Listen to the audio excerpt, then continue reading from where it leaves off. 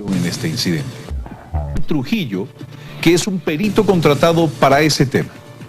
Un año tardaron las conclusiones y hoy, acá, en este programa de televisión, por primera vez entrevistado, este hombre nos dará con explicación exacta del porqué del desplome del edificio Málaga. Quiero darle la bienvenida hoy, en todo pulmón, al ingeniero Miguel Ángel Trujillo, el perito investigador.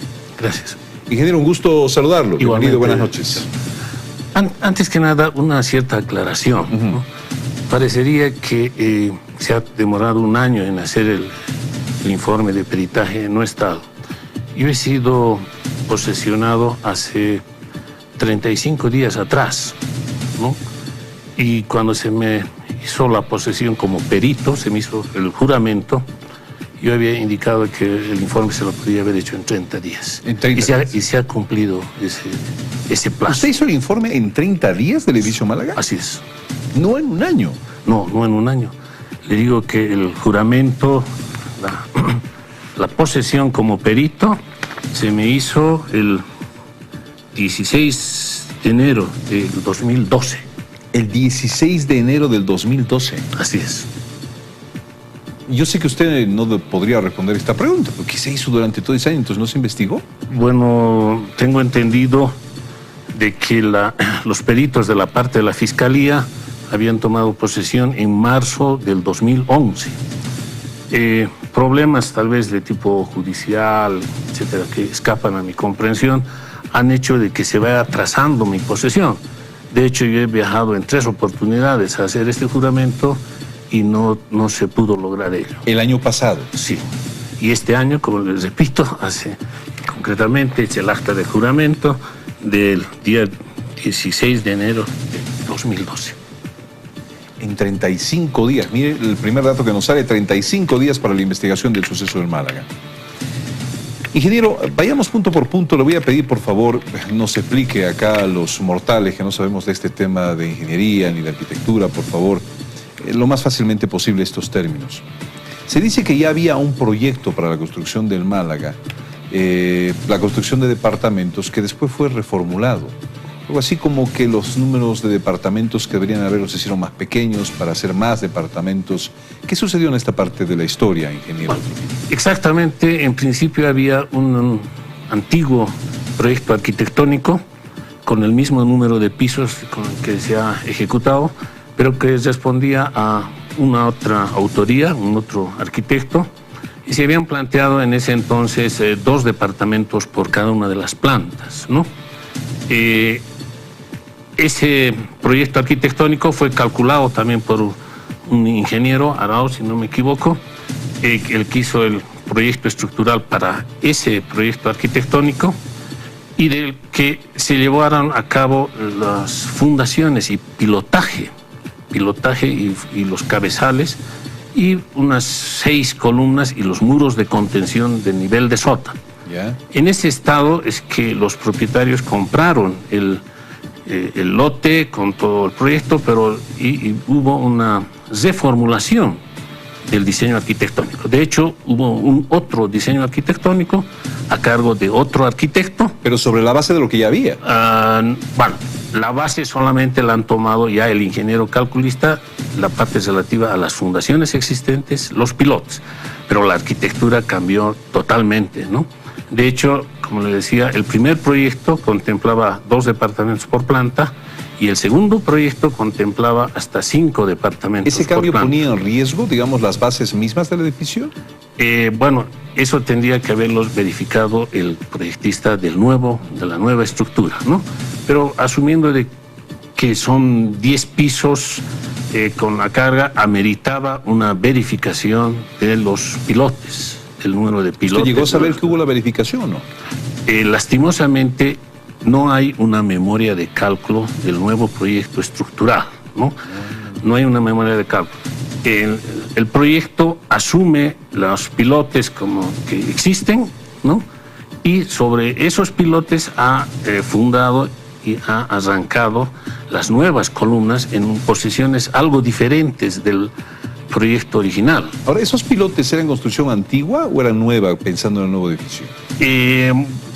bueno, una estructura tiene una vida útil del orden de 40, 60 años. O sea, si tenía 2 años era relativamente antigua, pero servía para los propósitos, siempre y cuando haya una cierta verificación de las cargas que le llegase. Ahora, ingeniero, este edificio estaba ya en la fase de los acabados, está prácticamente lista ya. Exacto, prácticamente se había terminado toda la estructura, se estaba terminando la obra gruesa y estaba en fase de acabados. Concretamente faltaban la colocación de pisos, carpinterías, algo de fachada y acabados al interior. Jesús, es decir, que estaban a punto de entregar los departamentos. Yo diría unos 3 meses más, siempre los acabados toman algo de tiempo, se hubiera entregado. Dios.